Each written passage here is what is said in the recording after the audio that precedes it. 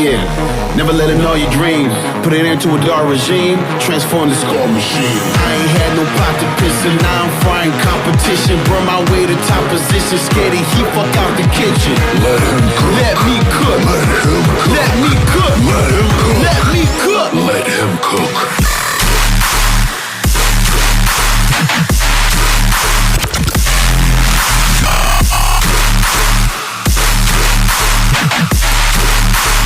I'm frying competition. What's up? What's up, brother? Oh man. Actually, I'm just turning on NXT because while we're opening the show, I'm watching a video of he's here. They said his name and he appeared. Oh, so that's what I believe. I believe. Do you believe? I believe. Listen. Joe Hengry. Hey, Joe Hengry is on NXT. Let's fucking go. Look. What's that mean? Here, take which card you want. I bought in. I'm in. I buy in. Yeah, bro. You know what, man? The buy-in with the Joe Hengry deal is cool. I'm all for it. Oh yes. It fits him a lot, and how he's developing that character and still developing himself. Like he's drawing it in, so I don't feel like it's gonna take that much long for him to be at the top. Yeah, and I honestly think that if they were smart, they would just continue to capitalize on having them. I agree with that. I feel like just run it, capitalize on it, stack your chips, because at some point, hopefully, I feel like the way we're doing long-term storytelling, and I meant to bring this up with other superstars too, I feel like we're at a point where you don't have to call them up to the main card anytime soon. Like, I feel like NXT is what ECW should be now. Like, yeah, needed that third brand, but not as a, like, yes, NXT still develops, but it's done became its own thing and carried the company. And I feel it's still gonna carry the company until that whole Netflix switch over anyway. But if you don't give NXT a chance, what are you doing? Tuesday, 8 to 10:05 or 10:04, depending on the day. I don't know. The only thing I'm kind of off with right now is I don't know the superstars in NXT, but I also feel like, that happens either way when even if you're watching, let's say AEW.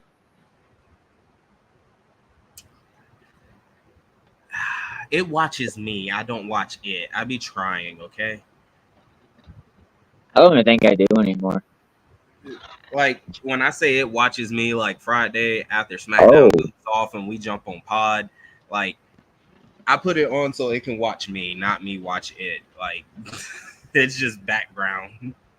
Hey, so did you see there's updates on the trafficking? What's up, Miguel? Oh, we got updates. Janelle Grant takes a big step.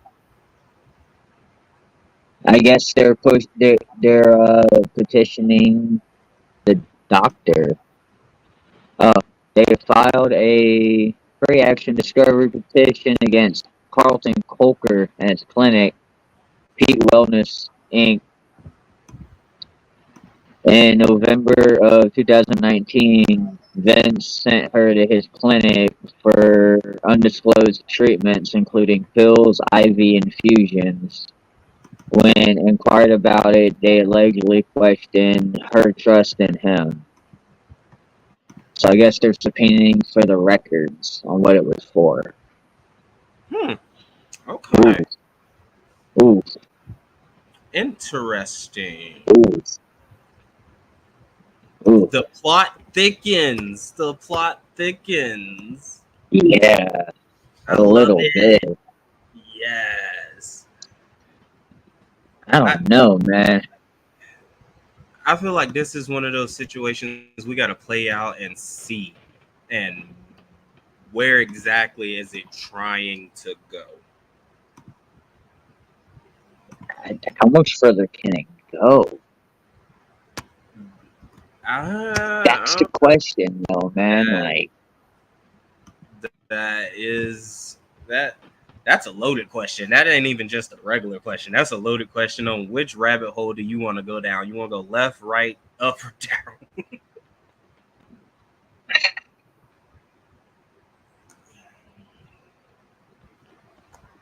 but why don't we just go full circle? Follow the buzzards. I would. I would go. I would turn it full circle at this point. Well, let's we'll stay on the somber note. We'll get the one pancake out of the way. I know you weren't with us on the plunder the other night to for this. I know we were talking about it a lot the last couple of days, man. Real quick, man. Monty Kiffin passing away. As a lifelong Bucks fan, what's your fondest memory of him within the Listen, franchise? it it's heartbreaking to lose an innovator Mhm. and such a great defensive mind. I'm not gonna lie, we done had some great coaches come through the great city of Tampa Bay, and in my opinion, the only Bay that there is. Um, we had great coaches come through, but none of them, or not, or coordinators, none of them really touch what Monty did. I mean, you created a whole defensive scheme still being used to this day by the famous name of Tampa 2. I mean, Ooh, yeah, but here's my question on we've that. done had some great minds come through, but none to. I mean, Todd Bowles kind of got a squeeze out of the players, kind of like Monty did for a little bit during that Super Bowl run. I mean, yes, our defense have been good, but it hasn't been of that. At least when I feel like when Monty was our defensive coordinator, we always had a top 8 defense. I do know for the majority of the time that uh, Kiffin was in Tampa, we did have at least a top 10 defense in all but like 1 or 2 years. So, for me, just, bro, seeing him growing up, and I know I'm a little bit older than you, so for like me, not really knowing before like playing the sport, that's the defensive coordinator, it's not the head coach. Mm-hmm. Bro, I always thought that was the guy outside, and Dungy was just like his right hand man. But it was vice versa. Like Dungy, and then you had Monty. Right. My honest to God question, maybe this was his choosing. I don't know why he never got a head coaching opportunity. Like we went through a change, and don't get me wrong, I'm grateful and thankful for Raheem because you got as a football fan, as much as you hate to see it and hate to have it happen, you got to have bad seasons because that lets you know, hey, we got glaring problems we need to fix.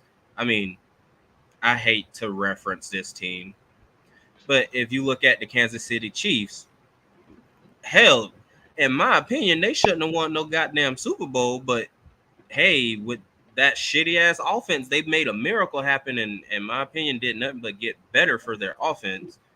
I still question their offensive line a little bit, but what I'm trying to get at and what I'm trying to say is in that sense of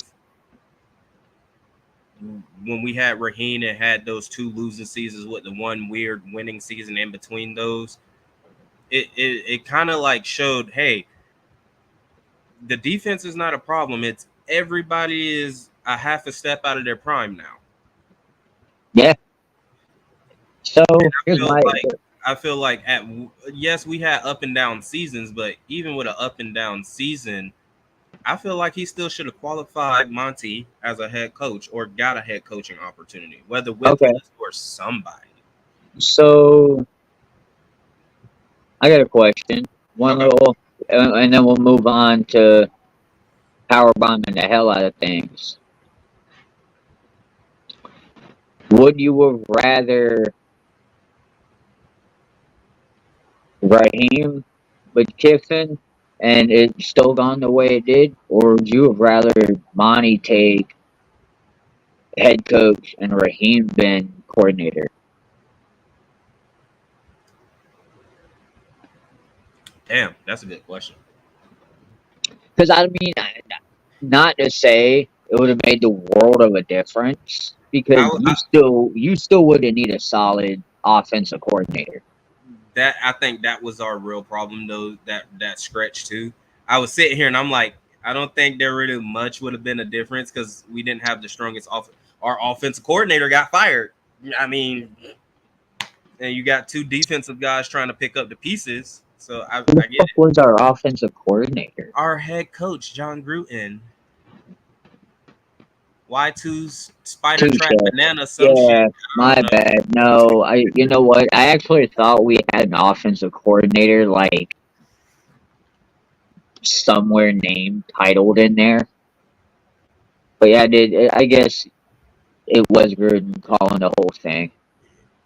I mean, when you got plays that are longer than shit, the playbook and the team. When your play is longer than your team name, I'm sorry, you got a problem. Like, don't get me wrong, I'm pretty sure I know the play is doing its job and it's scoring points and it's doing this and that, but why you got this long unnecessary name? Like, as a former football player and a former offensive lineman, bitch, I'd be damned you give me some long ass play like that. Yeah, and you know what? That really made sense in this thing. And you know damn well that thing was like this. That whole sleeve Like, just read the entire fucking play. That's all it was. look, I'm gonna need you to do like Andy Reid, get a Waffle House All-Star menu, hold that bitch up here and be like, hey, they want waffles covered, and then they want an omelet covered, Bro, have smashed, you ever, ran over, all hey, that. you ever Look, listen to have you ever listened to Patrick Mahomes mic'd up and like have to call these plays in, bro? There's always like some sort of fucking food in there. yeah. I love, you know what, bro? Like, It's funny, like, every time you hear this man and he goes to the huddle, he be like, all right, da da da da da da boot. And you be like, yeah, bro, it's like okay. they'll say some random shit, and it's like McNugget, and it's like, What the fuck? or Yeah. like chicken sandwich, and like chicken sandwich. What the fuck? Like, I don't get, like, I like I get like I like when you can call a play something stupid, but everybody knows what they're supposed to do. Yeah, That happened my high school year where we finally got an offensive coordinator that was like, "Hey, I'm gonna just call it this short ass name." Hell, I think we had a play called Spider Man, and he was like, "Hey, run Spider Man," and we was all like, "Okay, we running the ball through the zero gap. That means that bitch is coming off of my hip, and I need to clear the hole. Got it? Pancake time." yeah. You know what, man? Like growing up, we never really had an offensive coordinator per se. Can I be It real? was just I've even I get that we had Byron Leftwich. We don't had some other offensive coordinators. Just last season, we had Dave Canales. I'll be honest. We have a team that I feel if we had little bit of a faster offense, we could put a lot more points on the board and be a lot scarier with the right offensive coordinator. Yeah. You know, Like, and here's my, and I've said this. If we could have had Byron literally learning how to call the plays, he would have been more successful because in Arizona, never called the plays. In Pittsburgh, did not call the plays. In Tampa, did not call the plays until Bruce was gone. and it was like, and And if you look at it, he was like, right, okay. People interviewed Byron, but didn't want it, so it was like, okay, another year, and hell, another year, it's gonna look good. You know, got you know what, man? I do believe,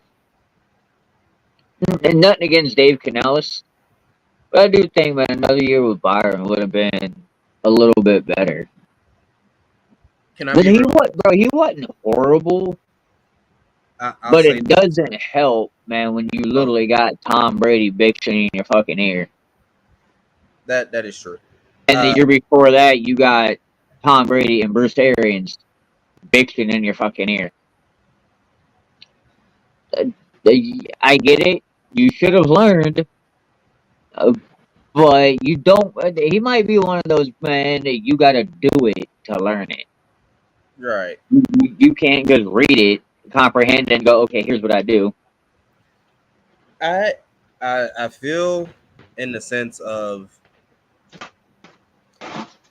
if if Byron would have had this team that we just passed last year, I think we Um, would have been in the same kind of situation. But my issue with Dave Canales, which don't get me wrong, it's gonna help Bryce Young, but not against us because we've seen it too many times. He runs a lot of play action. Get the pressure off the yeah, quarterback, run some play action. Our issue with the play action is we're still trying to rebuild a run game that, let's be real, has been non-existent since Doug Martin.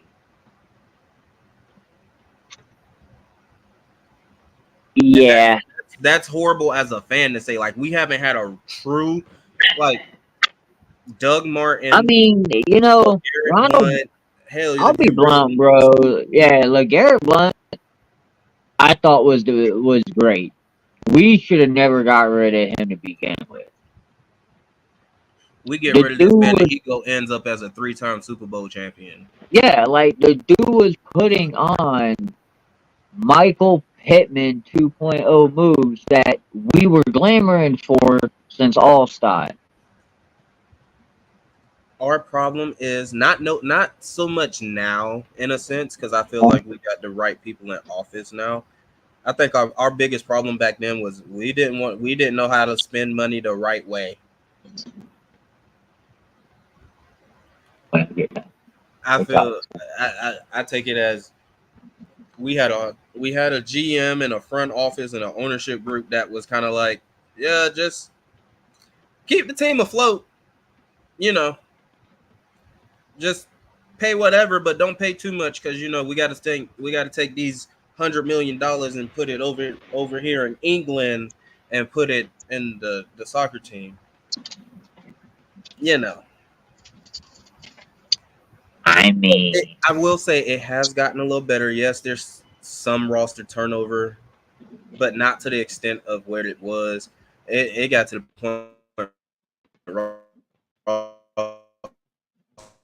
the turnover was we couldn't already knew how to play the game, or we wanted vets that matched this coaching scheme. Like,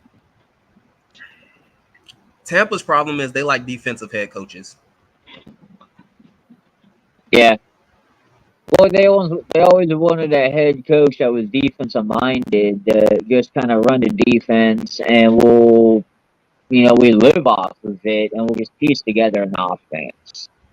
The problem is the league developed off of that, and they learned that in order to be successful as an offense, You have to be able to beat them type of defenses. And what did they do? They developed the fucking the RPOs, all the other shit.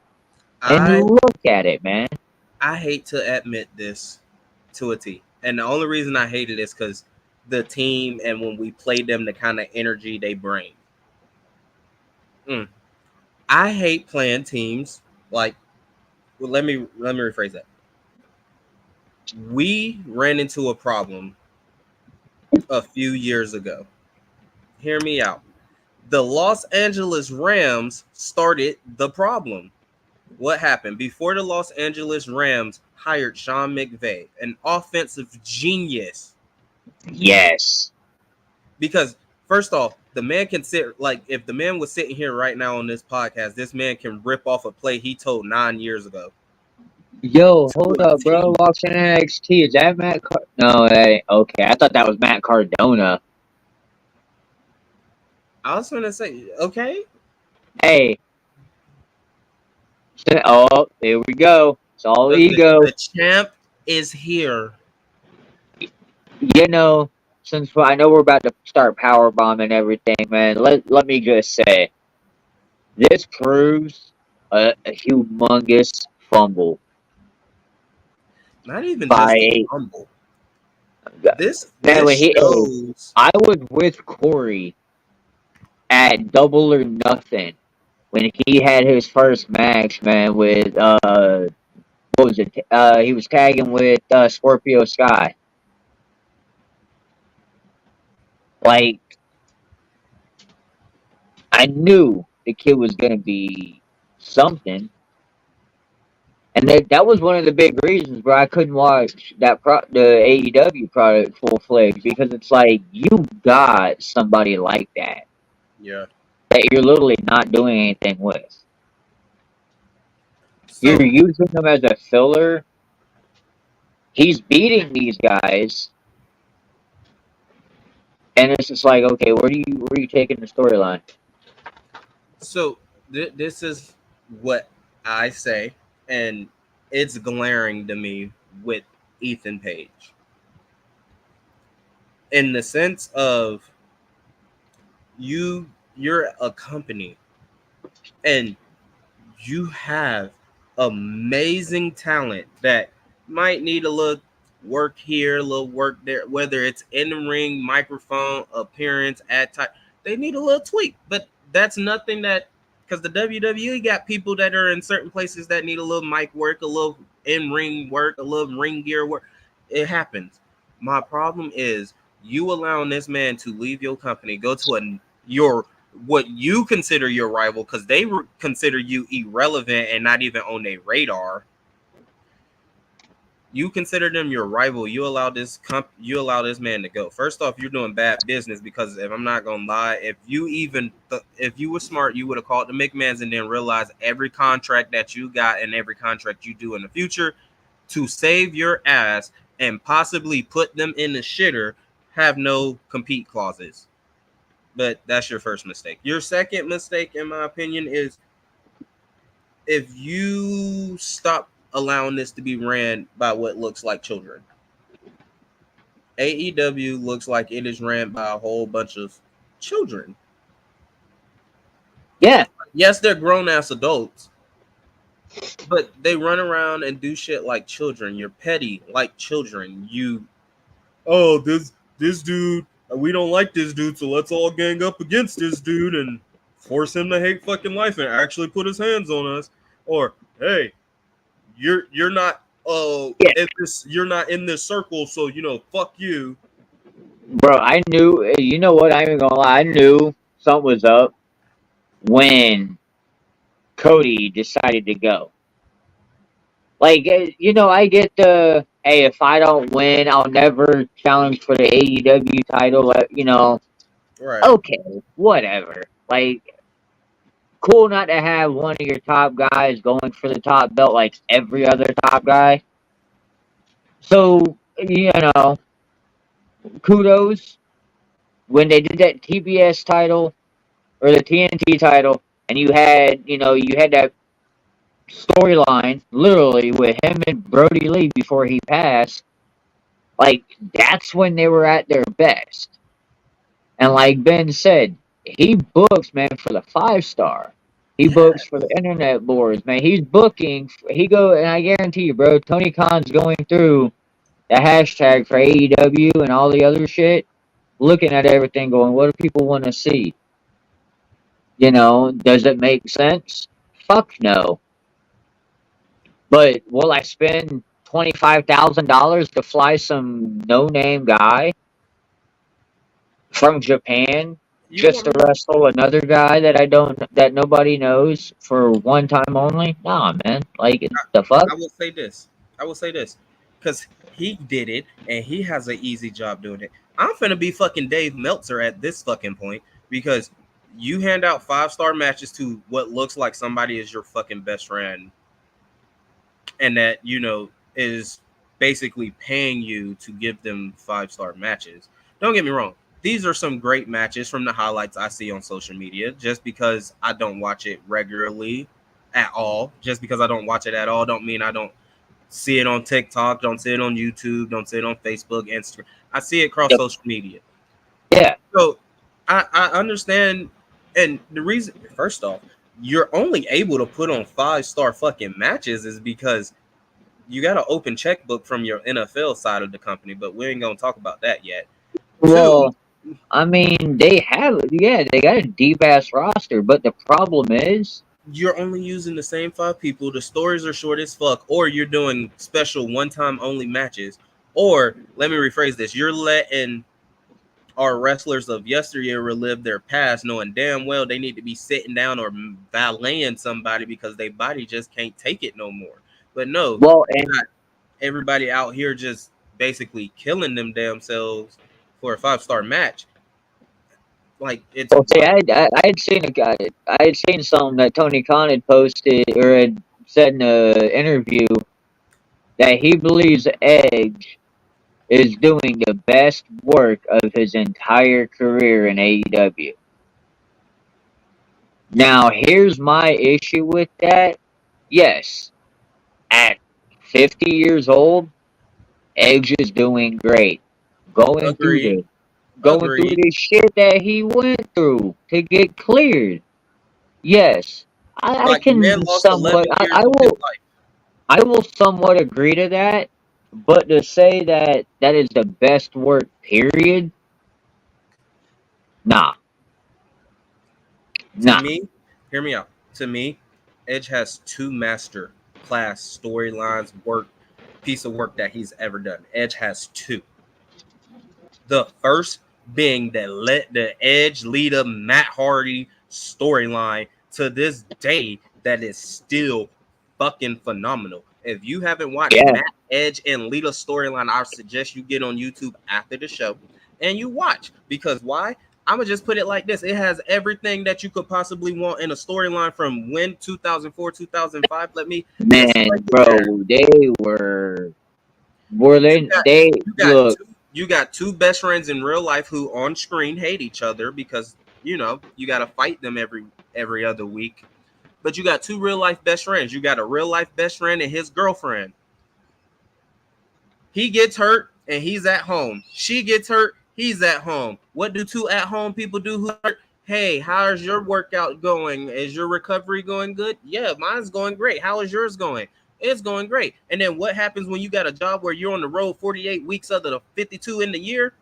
Oh, you get lonely. You're not at yeah, home to be with your hey, significant other. So what happened? Edge and Lita decided, hey, we're already close friends.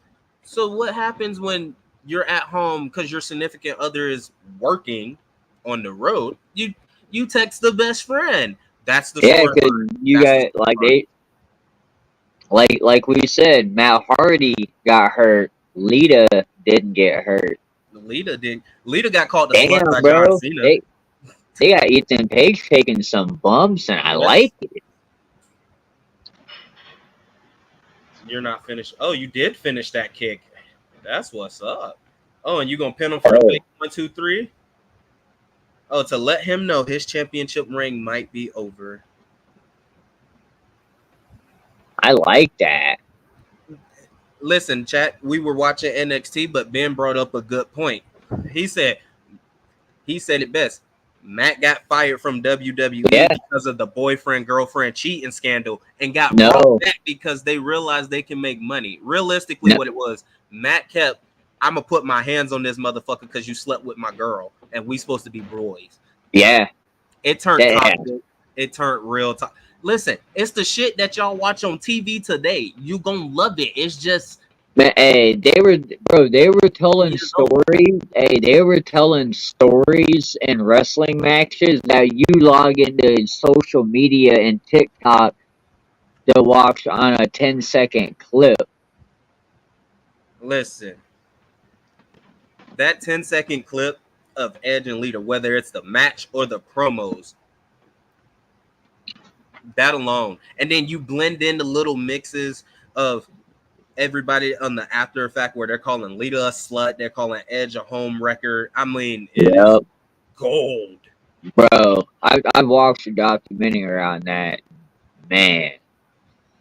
But, you know, let's get into this next one since we're talking spicy. Spicy.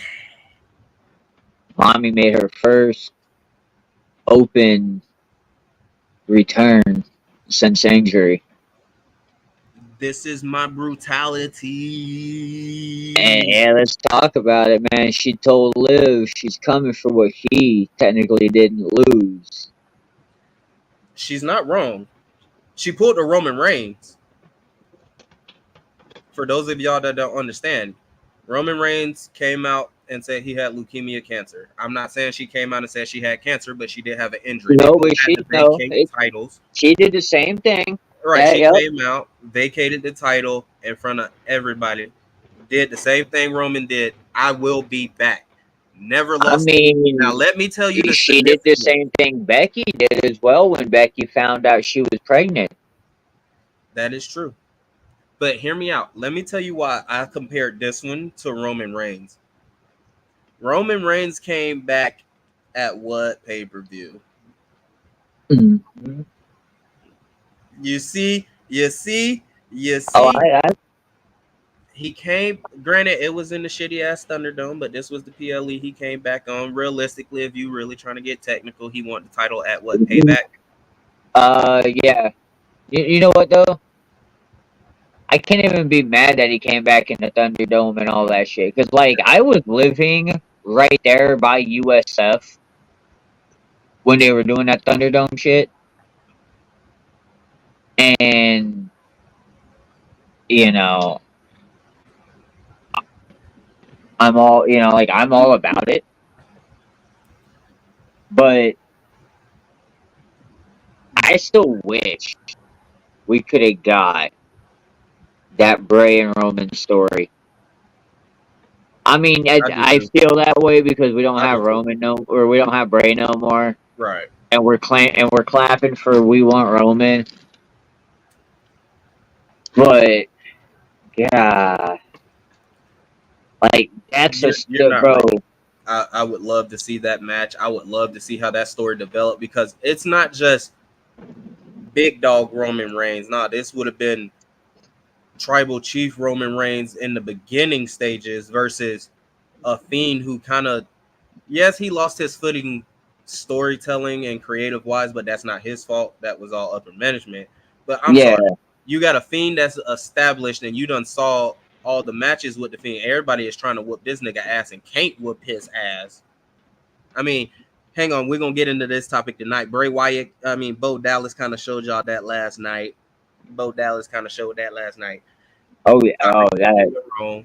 But in that sense, that would have been a great story because what happened? Roman got to a point he couldn't be beat. He couldn't get pinned. The last person to pin fucking Roman Reigns was Jey Uso, and then who pins Roman Reigns again for the first time in what 3.5 fucking years? Jey Uso. So like it would have been a great story. Now going back to this topic, mommy coming back and challenging Liv. I don't know what to fucking do. Why? Cleveland, Ohio do not deserve this match. No. Now, I will say I loved the promo. I loved everything about it. It came out very great. Great storytelling, great energy from all three parties and all the other surrounding parties. I loved it. I Uh-huh. like that this match is happening. I do feel that it's a little early. I would have preferred if maybe they teased this to Bad Blood because that's the energy they're giving off. Well, I was gonna say, so we'll go deeper into it as the night progressed. We seen the night started off and it progressed with Dom begging Mommy for her forgiveness in classic Eddie Guerrero fashion. Let's Like add his that. father. Like his Yeah, let's father. add that. So hear me out on this. Dom is the reason Rhea doesn't win at SummerSlam. She's gonna get a rematch at Bad Blood. Here's your Hell in a Cell. That's gonna be your women's Hell in a Cell match right there. Okay. I'm Ain't not no way mad at you got you up. You say his name and he appears. He does appear. The man is on my TV screen. Not even gonna lie. He just why does he give like NSYNC vibes? It's like Lance Bass vibe. I love it though. I don't I know. I no, I dig it. I get the aspect. It's like Disco Inferno to without the whole Disco Inferno. Yes. Ex- I couldn't have said that even perfecter myself. And perfecter I is not a think word. it was done. It's done correctly at this point. Let's But go, going back to Bizet. this, you know, I think when you talk Liv and Mommy at SummerSlam, this is when you're gonna see Dom two sides, and you're gonna get complete babyface Mommy, babyface Damien. I think this is where Dom gets kicked out of the Judgment Day. Maybe gets put on his own, starts looking for friends. You know, classic Jey Uso run. And Hey, I can see it. and like Jay, and hopefully Dom's telling mommy that Jay said hi. First off, all right. Mommy That was single and trying first. to mingle. First off, that was the first. That was the first thing. Second thing, um, okay. So the title for SummerSlam. My question is, at what point do you have Mommy forgive Dom unless he helps her wins the title? Because that can happen too. Dom helps her win the title. But at my question is, when do you have it be a competition for Dominic? I either need him dangling by that At bad mullet. blood. I need At him bad blood. dangling. Hang on, but I need him dangling by that mullet by either ladder victory or I need him in a shark cage. I think we're on it, bro. We have definitely invested in this shark cage, custody of Dominic thing. Listen, do somebody want the custody of me? I got a job. I don't want to be an adult no more. Like, bro, that is damn. The match is over. Damn, I think Huh. you ahead of me. Oh, okay. Well, I all I knew is the girl in the black and green came out. I didn't even see the other girl come out, obviously. And okay, it's a match going on now. Oh, okay. No, Never mind. the chick in the black and the pink. I don't know who that is. No, it just the way it started off. Then it looked like it was ending of a match. That is my favorite submission. That is my favorite submission. Um, I will You say think this. you I think don't you can know. bend that way? Hell no. I mean, don't get me wrong. I would love to bend that way from my back to do the whole vertical crack, but then after that, let me the fuck go. Yeah. I will say this: whoever the chick is in the pink and black, she caked up. She just need a tan.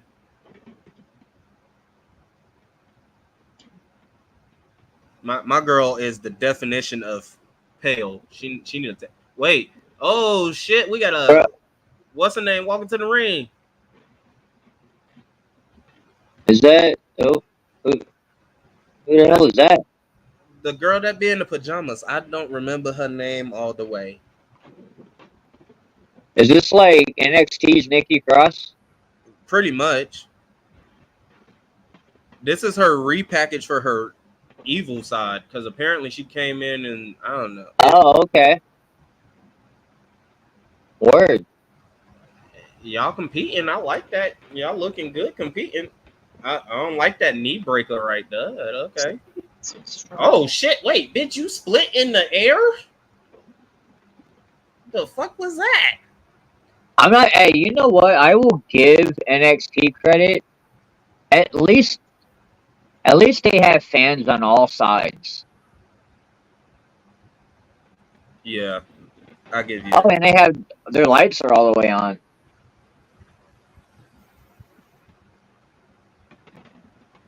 I I gotta learn her name. I don't know her name. Oh, Wendy It's like a Chu. mini.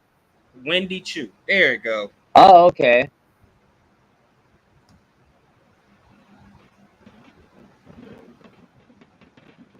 It's like a mini Mishin. Oh damn, that's a finisher. What the hell? That's a finisher. What we Bro, calling?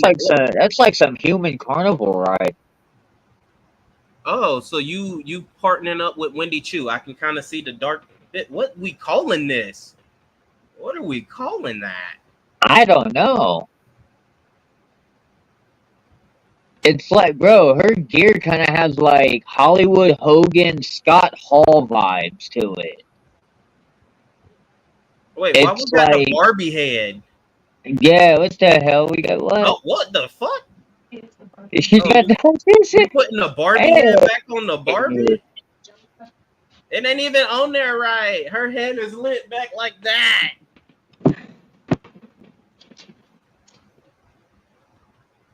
huh? Oh, there's still hell. My day is made. Bro, we seen her in Dade City at an NXT event. Bro, she's entertaining. Her and Yeah. Ivy Nile in a ring are entertaining, man. Like all 5 foot nothing of just like trying to bench press each other. But hey, well let's talk about this part of Judgment Day real quick, man. We've seen the promo happen.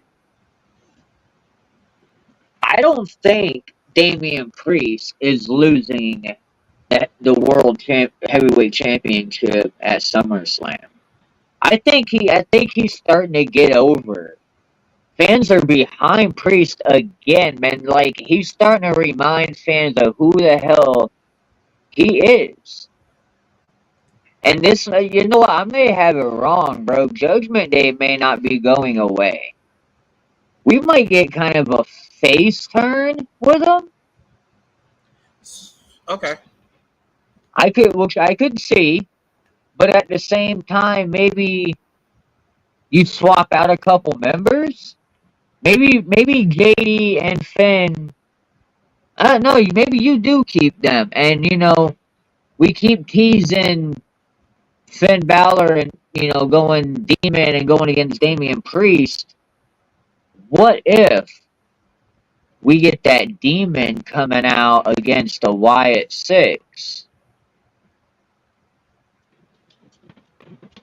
Could Joe Gacy and Dexter Loomis be the tag team out of the Wyatts? Because we don't know much, and we'll get into it in a few minutes. But That you're wouldn't gonna need a surprise me. tag team to go against this new thing going on with Chad Gable. That But wouldn't surprise me or shock me. you're gonna again. And I've been reading. You're getting Damian Priest going face officially. You've seen it with the whole interaction between Dominic and Damian and Jey Uso. So this is my thoughts on this topic. Okay. First off, I'm scared. Let me explain what I mean by I'm scared. So you have Damian Priest, who I've always liked Damian Priest. I liked him at NXT. I like Yeah. him now. He is at a good point for his first championship run, and he's over. I'm with you. You don't pull it at SummerSlam. He's too over right now to pull it at SummerSlam. You pull the title off Damian Priest, it has to be in Berlin. Now, hear me out. But is it get? But do you give it to Gunther? Because But here's my thing. It happens okay, at Berlin, but the odds are stacked against Priest. It's either a triple threat or a fatal four-way, but with Priest being going to a face, he loses the match but gets a rematch, and then at that rematch, he gets to actually try to win it fair and square. all right. So And hear me I'm out on pretty this sure at the because I had this conversation last night while Raw was going on. I don't need Gunther with the world title right now. Like no, you just took the Intercontinental strap off of him. There's nothing needing Gunther to be my world champion right now. well, Unless it is you get but him hear me at out. Bash at Berlin somehow, and then yeah, Damian Priest recaptures that, But following one. but this is what I was trying to get at. That's why I said it's not a fair fight. He loses at Berlin he loses at Berlin, but it's not to Gunther. That was my other point. It's not the Gunther. Triple threat fatal four way, but the winner that's on top. Granted, he'll need a massive push. I think this will help. I see it being a fatal four way. Fatal four way because, but no, never mind. I can't say that because of booking and how they're doing it now. I was gonna say Ilya. Ilya I would be a would, you nice know what? champion. If you want to go with that, I would say does Bash at Berlin's win? Don't make me lie. Let me see. I would say I'm gonna look it up. The 31st of August. God damn. Okay, so you got SummerSlam Bash. I don't think we're getting anything for September because you're doing two PLEs in August. Hang on, I'll tell you. We're not gonna get nothing for September, and then October puts us back in bad blood. All right, so hang on. You got da da da da da.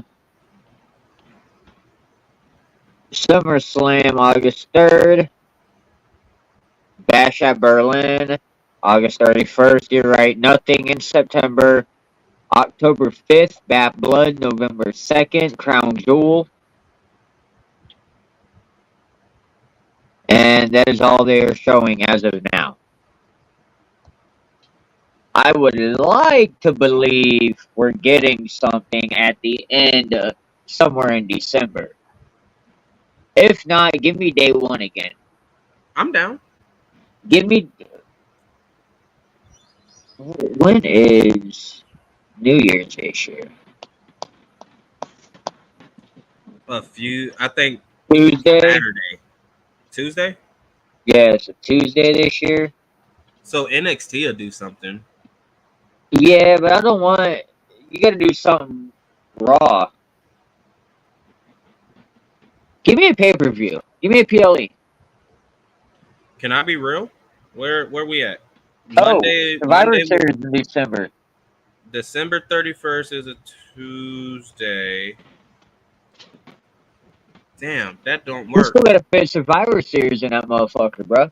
Because what I was gonna say was if New Year's feel right, I wouldn't be mad at seeing New Year's resolution.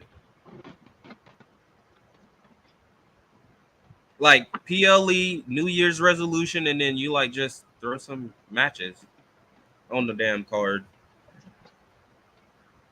But the issue is New Year's don't fall the right way, or New Year's Eve. No, you know what? I would be down for that because you would have New Year's resolution like right before. Yeah, and I, then in January you I got wouldn't be Rumble, opposed. and Honestly, bro, then I wouldn't be opposed to it being like right after Christmas, right before New Year's. and just be like, and if you really wanted to, so the people, because you got that weird culture of people now, so they don't get mad that you're calling it New Year's resolution.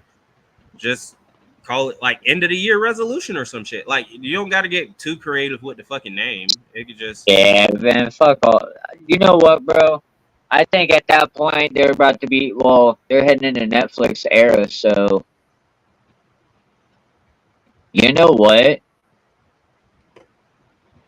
Throw your PLE that Sunday or that Saturday on Peacock. mm-hmm. Your Raw runs right into it on Netflix. Well, my question is, are you doing a live show the first Monday of the new year, or is everybody still on vacation and you do clip show?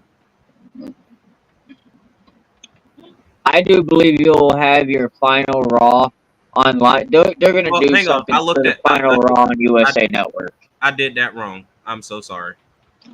The last Monday of the year is December 30th. Yeah. So you'll do a clip show on January 3rd, which is Friday. You'll do a clip show because that's right after the new year and you probably had everybody at home. So Well, Monday, I was gonna say because January 6th is the first Monday of the year. So I mean, yeah, you're right. yeah, I was gonna say January 6th you're gonna have live on Netflix. So yeah, So do the 29th, the 29th or 28th. That Saturday or Sunday be your PLE. That Monday you're not gonna do a clip show. I You're would gonna do prefer your that you'll Saturday. do your final. You don't do a clip show for your final Raw on USA Network. No, you don't want to go out like that. No, they do that transition, and then you get your you get your switch. They'll do a clip show on SmackDown because SmackDown would have been on USA for a few months already. And I don't know. They You may might not. be They may right. not. They may You not. might be right, but they might actually run a live one, which I wouldn't be against either. I would either a clip show or a live SmackDown at the end that first Friday of the year. I You wouldn't know be what, bro? mad. You could do a live SmackDown and have do gimmick, like not really gimmicks, but a big extensive amount of promos within. Like Well, maybe yeah, because it what you get a couple SmackDown's legends doing that three pop hours, right? in. You just get a couple legends pop up, do a couple crazy little stupid segments. Maybe DX gets together. Maybe Billy Gunn finally leaves. The other guys, comes back home where he belongs. A lot of things. You know, but dude, this This next this topic, 4 months, 5 months is gonna be probably the best wrestling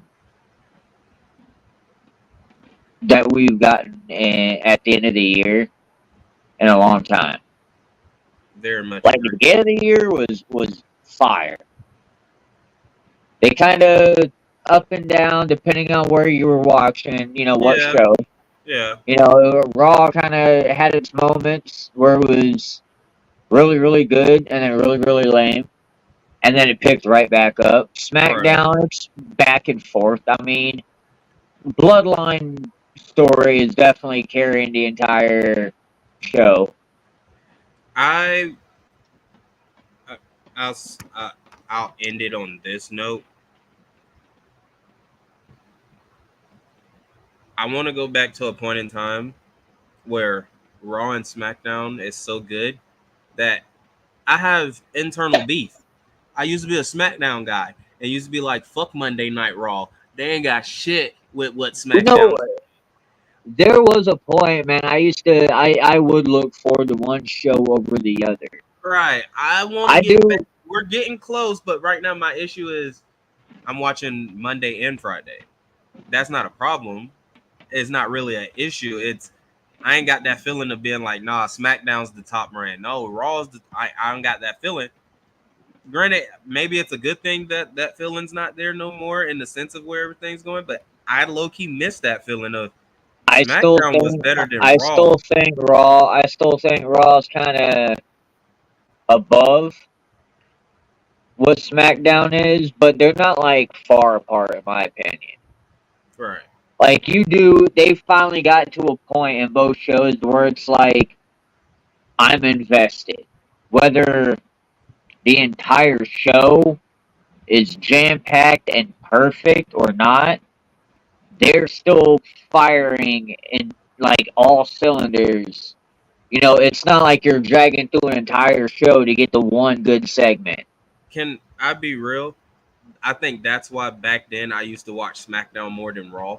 Because Raw used to be Yeah. everybody's on the microphone just fucking talking. And then you're Well, sitting here waiting until 11:05 just to see Triple H come out and cuss everybody yeah. the fuck Well, out. and see, and for me, I always thought it was better like having them early because, like, you know, we were growing up. You can't stay up till 11 o'clock all the time watching Raw, so we missed a lot of shit. That too. Back in the day before they split the brands, it was all right to watch SmackDown until 9, 10 o'clock because you were catching what you missed on Raw. They were following up, so it was like you were able to be invested. So, and you brought up a good point, like what, because they even talk about it. If you go back, there's a point that whatever happened on Monday picked up and happened on SmackDown. And for Yep. those of you that don't remember, SmackDown used to be on Thursdays. Used to happen on Thursday, and then whatever would happen on Thursday, When it we happened had to on wait Thursday, Saturday, dude. Sunday. Hang on. When it was on Thursday. Question 1: what was the original channel that debuted on? 2: was it a live event or when was it? Okay, so because I'm from Florida and our TV channels are different from everybody, Oh, I remember SmackDown being on UPN, which is now CW, yep. Okay. and everything was recorded on Tuesdays but aired on Friday. Yep. Okay.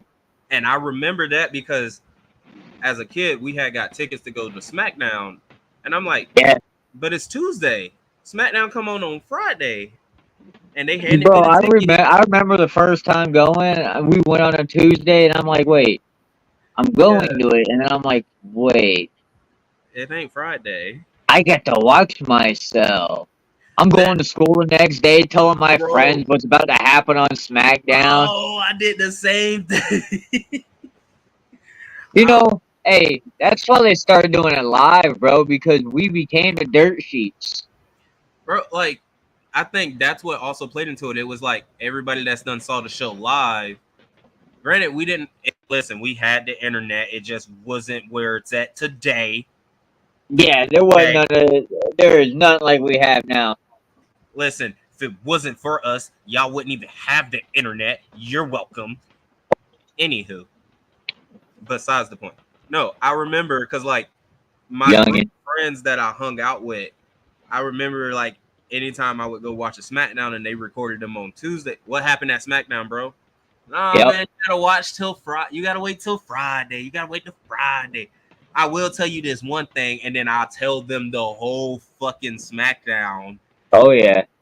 Like I used to try to be like, nah, bro, you gotta wait. But it was lit though, because this Bro, one I remember when Kurt Angle got F5'd into the post by Brock Lesnar. I remember when Rey Mysterio got swung like a baseball bat by the Big Show while on that little stretcher board. Like, to me, or no, Brock Lesnar's the one that did that. I'm sorry. Brock Lesnar took what was his name? Zack something. Zack Ryder. Was it Zack Ryder or was it? I don't know. I felt No, Zack Ryder's Matt Cardona. there was a kid named Zach McGowan. Zack or something. McGowan, the one-legged kid. Yeah, bro. When Brock took his leg off and went to beating his ass, I was like, should this even be on national television? You have a behemoth. Let's go. It's the Good Brothers. But no, I was sitting there and I'd be like, you just had Brock Lesnar beat up a half of a paraplegic. Bro, me couldn't put in work, you had man. Brock beat up you had him beat up a handicapped kid. Bro, like, hey, you couldn't do that these days. Bro, wrestling would have got killed no if way. that shit happened. Hey, imagine these days, man. Bubba Ray Dudley powerbomb and Mae Young through the fucking off the stage. Like there is no way WWE survives. Do not tempt me to turn on Peacock and watch her get powerbomb off the stage. But, hey, I don't know, man. Knowing how that Me Too movement popped off, I wouldn't be surprised if that shit got taken off. That is true. But hang on, if you gonna take that off, then you need to take off the part where she gave birth to a fucking hand. Take everything Mae Young related off. Bro, Mae Young would not be suitable for today's TV. Okay, wrestling fans, you want a funny story that don't make no fucking sense? Here's one. You have a dude named Mark Henry. He's a big black dude, world's strongest man. Ended up dating this 80-year-old lady called Mae Young, and they got pregnant and gave birth to a hand. A black hand. Blacker than that was horrible. That was probably one of the dumbest storylines I had ever caught, man. Like you know what was crazy is we still find that era of the Attitude Era to be one of wrestling. We find that, or like even Ruthless Aggression. Like we still find that to be one of the top parts of that time frame, and it's like where we found the level of success. Everybody, you know what? I don't think a lot of people realize, bro. It was a lot of this within the show.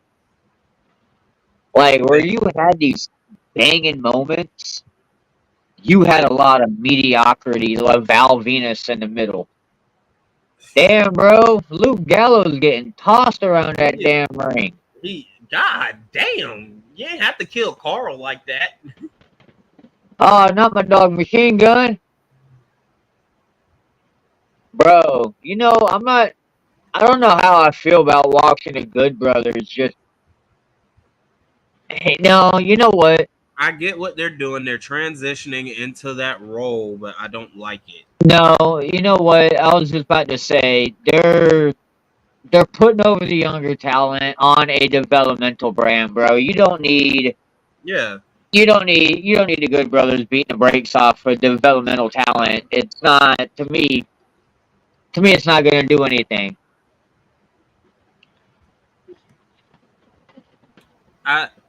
You're not wrong. And I love it because I still get to see the Good Brothers. I remember growing up and watching them when I would sneak and cheat on WWE watching Impact. Yeah, but see, to me, there's nothing wrong with that. That's because I'll admit, man, the first time I watched anything other than WWE or like WCW, ECW, like it was TNA, New Japan. It felt like I was bro, like I felt dirty watching Underground. And the sad part was, it was like every time I would like sneak over and watch Impact, I got AJ Styles on my screen. I got Samoa Joe on my screen. Oh wait, that's Kurt Angle on my screen, and I'm like, bro, when TNA had Sting pop up, bro, I'm like, like I didn't mind Sting being in it. I didn't mind. Hogan was one of those like, all right, you gotta quit going to every fucking promotion that exists. I feel that. That's about where I was at with him too. You know, And Like hey, every time this my might not be a head popular turned, opinion on a lot of like OG wrestling fans. I'm not a Hogan guy. I was never a Hulkamaniac. I mean, so I I'll like be the guy. I'm not gonna say I respect the guy. I think he's still an arrogant, racist douchebag. But that aside, the wrestler, not opposed to. I'm not the he's the greatest. can I be real? Yeah, what's up? I granted Hogan's before me, and yes, I've done went back and I've done watched Hogan's matches. There's a wrestler that basically reincarnated the Hulk Hogan of what Hulk Hogan should have been, and his name's John Cena. Yeah, John yeah. Cena, Hulk Hogan, same 5 moves of doom, but guess what? Multiple championships, supposed to be the face of their era, all Well, that. Hogan Granted, Cena did it from wanted. a better standpoint and is way more of a better human being than Hulk Hogan. Yeah, well, and I mean, Cena may have gone for the money to an extent, but not like Hogan. Right. Like, I feel like that is one thing that I've always loved about Cena. Granted, there wasn't a bigger wrestling promotion when Cena got to the WWE than the WWE. But Yeah, even then, he could have at any point in his life been like, yeah, I'm gonna go sign over here for some money. Or not even hell. John Cena could have signed for any low end wrestling company at that time and basically made it where they would have been competing with WWE, but he never did. He wasn't chasing them like that. oh, we better get the Good Brothers winning. You got a 3 count. That was a hell of a match, though. Hell yeah, yeah. I was peeping it, bro. I'm definitely more of a Meechin fan in the last like 2 years than I was originally. I'm buying into this part of her. Yes. The OC version of her, man. I am definitely I'm all behind. I like I like that everybody is breaking that wall. What I mean, I'm not gonna lie. I know I've been preaching women's wrestling ever since I stepped on the show. And if you know me in person, I've been preaching it too. But hear me out. There was a point in time that yes, I was preaching women's wrestling, but I only wanted to see the main 4 because the rest of them didn't really like they weren't characters that I can buy into and want to get behind. Yeah, Everybody now breaking that wall, showing a little bit of them real selves on top of some character development. I'm sorry, I was a huge criticizer of Zelina Vega. I ain't got nothing but praise for this woman now. knowing who her husband is, Oh, I've oh, always, oh, oh. First off, I've always, he needs to I've come been, home. yeah, he does. They need to do that House of Black gimmick, stable, faction, whatever the fuck they consider it these days. They need to bring that to WWE and do it I, full fledged. I need you to bring that whole group, bring them over. Don't put them on NXT. No, no, no, no, no. You hide them and you showcase them on. I just gave you a story. Listen to me. I'm giving y'all a Riot 6 storyline. right there. You put Buddy No, with Rhea. no. Pause. Not yet. You have. I was gonna add Rhea to it, but Ooh. here's how you gotta do it. You gotta have the House of Black fight the Judgment Day. Winner gets Rhea Ripley. Winner gets Rhea Ripley. Obviously, House of Black. Rhea Ripley gets to work with her husband and people that fits her. Don't get me wrong, Judgment Day fits her, but they had to create them to fit her. That would be natural. To me, Judgment Day was nothing more than the House of Black WWE. Yeah. House of Black was nothing more than a darker version of the Wyatt family. With no disrespect, I think House of Black is such a great gimmick. I'm not gonna lie. They almost put me back in to watch AEW. Every time I see them on my screen, when AEW is watching me, I Yeah, low key, okay, let's unmute the TV and see what House bro. of Black is putting on. I would say Aleister Black and uh, Buddy Murphy, bro. When they were WWE, those were two that I think should have never been released, never been like put aside, put on the back burner. Like they should have showcased them. Like Buddy as a disciple for Seth, I think was some of his best work. Doing the whole Aaliyah Mysterio Pause. angle was Pause. so amazing. You're not wrong, but hear me out. If you get them back, you mean to tell me that's not how you can start the House of Black Judgment Day feud? Because Dom didn't like that somebody was talking to his sister. But guess what? The feud's a little bit deeper because everybody knows Buddy Murphy is married to Rhea Ripley, and Dom calls Rhea. I'm See, writing the story. see, and I've seen a lot of the internet wrestling community talk about, it's cringe to be putting this story so far into it. Everybody knows they're really married. Da da da da da. That's my problem, bro. Too many people. And, okay, I know they put their stuff on social media, but if you can't understand that they're playing theater for a TV show, Well, and then this is their real life. Yes, it might this be is social media of them, but think about it, my man. Pro wrestling, they're independent contractors. They're athletes, yeah. but they're artists. So listen, I was I'm on your side with it. Well, obviously, excuse me. Do you watch any new television shows that happen in the real world? I'm pretty sure. Yeah, Yeah. So everybody, it's like this. You have a TV show. I'm gonna give you the perfect example.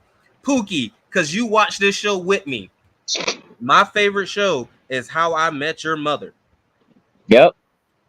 Do y'all know how many times the main character Ted bounces between different characters in his show to date them, eventually marry, and well, we ain't gonna talk about that. But you have characters in TV shows that y'all watch in y'all everyday life that date, marry, sleep around with somebody in the TV show, and it's part of the story.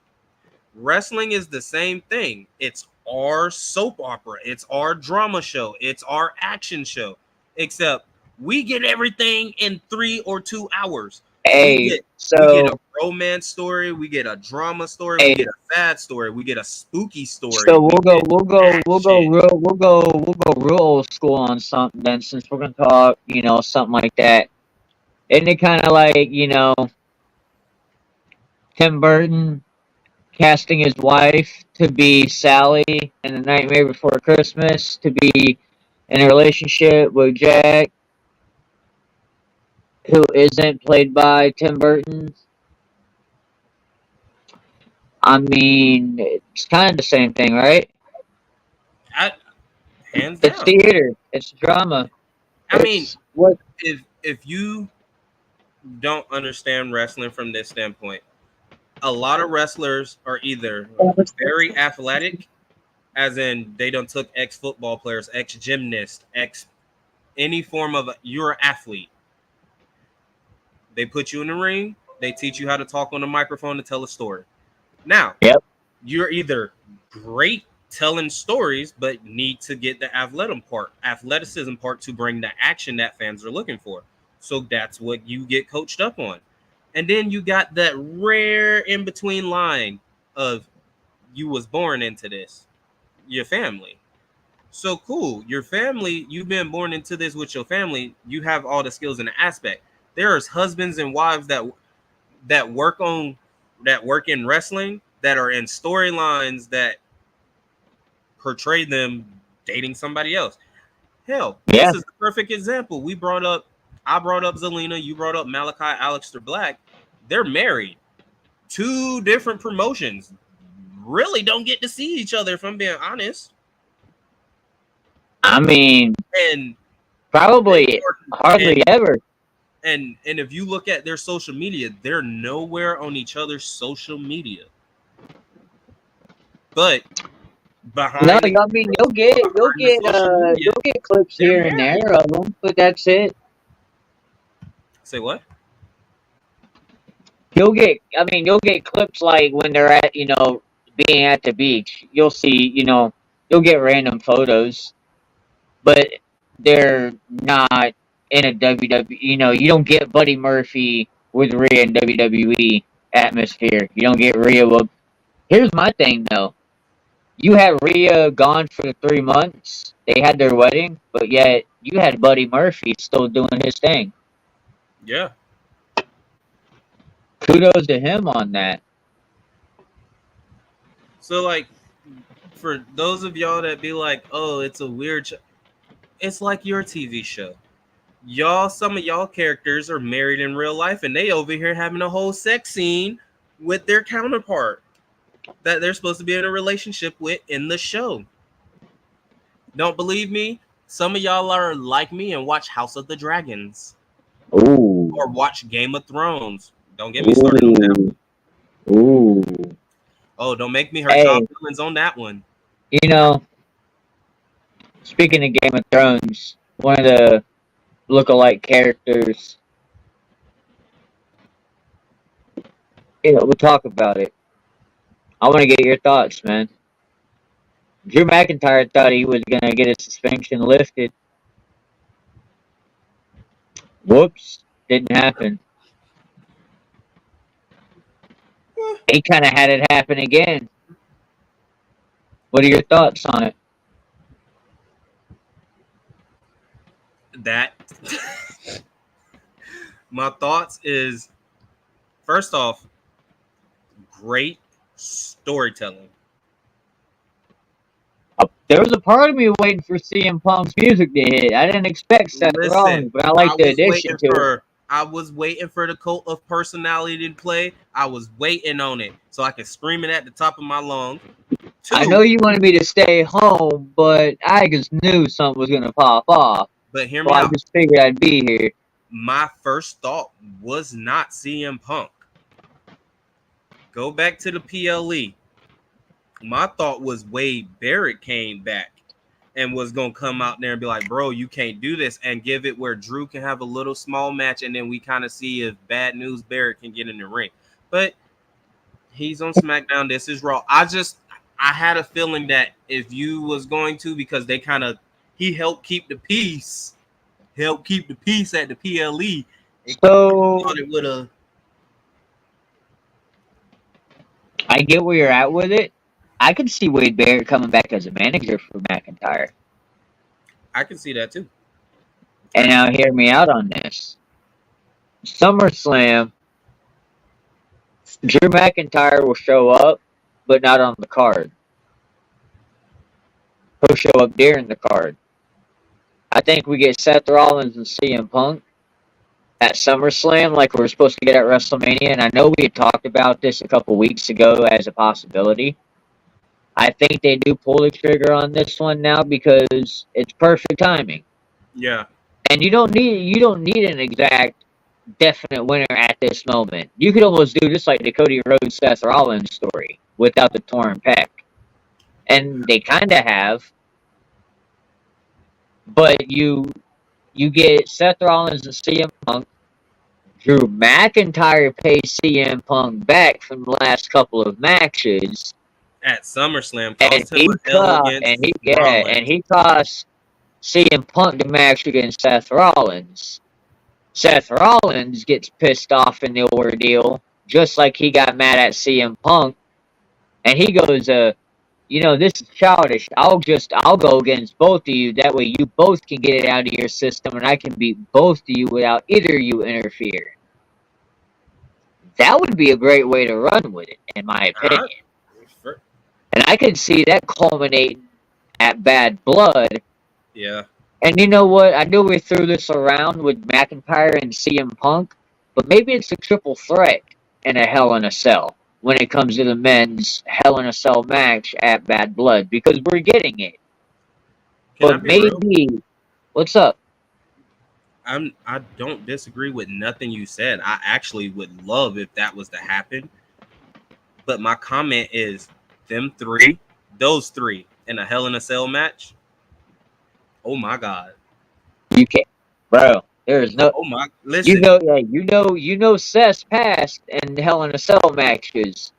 One with the my Fiend, one with my Cody Rhodes. question on that match would be my only question for that match is you opening in the show? Is it in the middle of the show or is it the main event? I'm sorry, but in my eyes, that match is gonna steal the show, and I would prefer it still the main event. That match I would deserves a rather it. full time length. I would rather. You know what? If it being Bad Blood, depending on the if SmackDown's involved, Right. that maybe seeing how their storylines over there developing. If this is the strongest match on the card, absolutely, I would be all for topping two potential champions, world champions, on the card. Like, you got three former world champions all fighting in a Hell in a Cell over a feud that really. Hear it out, though. It seems childish. I would say Petty. that this match with those three alone, it streams the pay-per-view title. And realistically, other than Liv Morgan and Rhea Ripley, no real. I mean, you can kind of say Chad Gable versus the Wyatt Six, but I look at it like this: other than those two stories of Liv Morgan and Rhea Ripley and Drew, CM Punk, and Seth, no, nothing really is fitting that card right now. I With mean, this bad well, blood tension, if you I'm toss in, well, I'm saying though, if you toss in SmackDown with it, so yeah, you're not wrong, and obviously we got to see. And granted, for those of you watching and listening, we're talking about a pay-per-view that is 3 months away. This is all hypothetical, but if you look at it, it feeds on track for it. yeah, You can build a story in 3 months to be ready for Bad Blood. I'm just saying, based on what we got right now, these two matches for sure, and that's why I would have this triple threat Hell in a Cell match as my main event. SmackDown can obviously throw some Bad Blood in there. You I was got gonna say, KO in the bloodline, Randy Orton in the bloodline. You got so much that can happen.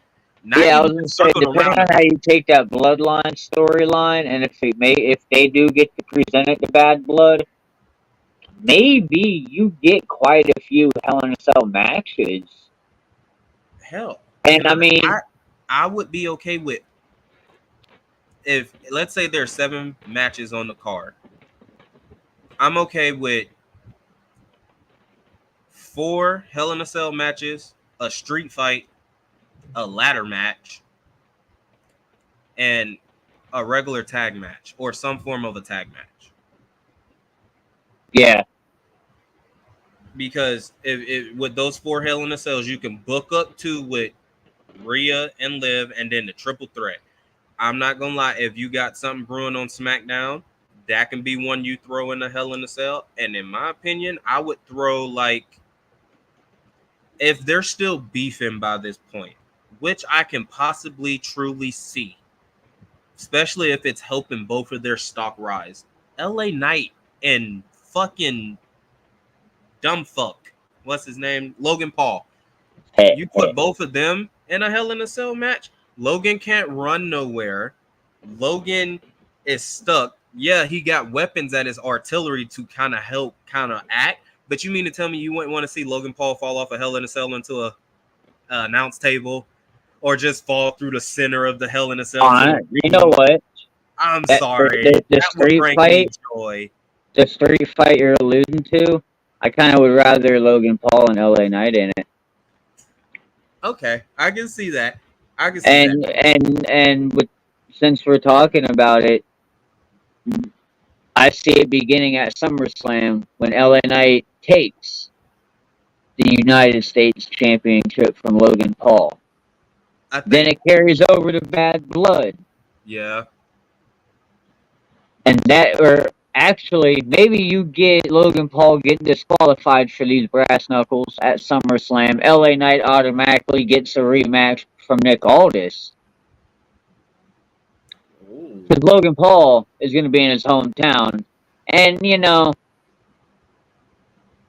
you don't have him losing in his hometown. So I'll give him his free pass. That's where you get a DQ. Quick, easy, quick win. You don't lose momentum on LA Knight. And then Bad Blood, boom. Street fight, And no rules. the quick, Anything goes. Bring your okay, family, bring your cousins, I'm with bring you. your aunt, your uncle. I'm with you. You don't get Jake Paul at that. You might get Jake Paul in Cleveland because of being there, but you're Well, not going to no, get no, Jake yeah, Paul that out would be now. timing. That would be good timing because Jake fights this weekend. Let's You could go. also hear Let's me out on go, this one. Mike. You could also get the Kelsey brothers. Logan Paul is also trying to get MGK from the graves that Eminem buried him in, or pull him out of country music. Sir, you would be better asking LeBron to return to Cleveland. Nah, no. Bring Kyrie first. Hell, you know what? You know what? My bad. I would do it like this. Because first off, you're not wrong. I like the quick finish, the quick DQ finish at SummerSlam. It don't take no heat. It don't take no steam away from LA Knight. It add extra heat to Logan. God damn, that's a lot of L's. That Logan Paul getting a quick, fast brass knucks victory, that adds extra heat to his already we can't fucking stand him. I'm Yeah. gonna go back. The street fight fits it well. The reason I said Hell in a Cell, for the simple fact of as much as, and I done stated this before and I keep stressing it, as much as we can't stand this motherfucker in the wrestling world, he watches wrestling. The motherfucker knows how to take a bump. He knows how to sell. I love it. Yeah. And that right there, I think, is going to be one of the top matches that's going to steal the show. That's not a Hell in a Cell. Yes. One of the matches I also think is going to steal the show at SummerSlam, and I can't wait to see it get announced. Chad Gable and the Wyatt Six.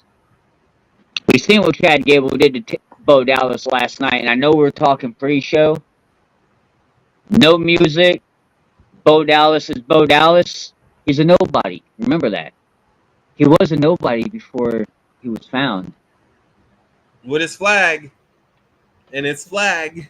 Bro, that laugh had me going last night. What we I can't saw wait. in that ring last night, that gave me chill. First off, I'm not even talking about the ass whooping they gave Bo Dallas. I'm talking about after the fact where they're all just in ring and they emulating what Bray does. They're just all in the ring. Chills. Chills. This when it happens, when we get told on Monday that this match is official, I promise you, I'm immediately getting on Peacock and being like, yeah, I don't need commercials for this pay-per-view. I don't need commercials. It's going to be amazing. I will also say I do like how they finally had, so like we've been talking about it the last few weeks with Chad coming in and when we gonna see the Creed brothers roll behind him because he's been trying to get his family. But I like that it just happened. Like we didn't have to have no explanation. It kind of was like feeding into it and then like just dove into it. I love it. Absolutely. And, you know, it's going to be interesting to see. We'll watch how it develops throughout the week. We are cut short on time.